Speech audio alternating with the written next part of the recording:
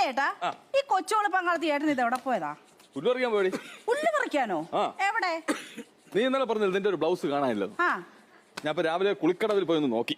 എന്ത് ഒരുത്തികളും ഇട്ടിട്ട്? സത്യം പറ, ഇത്രയും പുല്ല് ഇവിടെ കിടക്കുമ്പോ നിങ്ങൾ പുല്ല് പറിക്കാൻ തന്നെ? എന്റെ അമ്മയാണ് കുളിസി കാണാൻ പോയതല്ലേ. പുല്ല് കിട്ടിയില്ലേ? ഞാനേ സുരേഷിന്റെ അനിയല്ലേ മറ്റേ ഉണ്ണി. ഞാൻ പുല്ലും പറിച്ചിട്ട് വരുന്ന വഴിക്ക് ഉണ്ണീരെ പല്ല്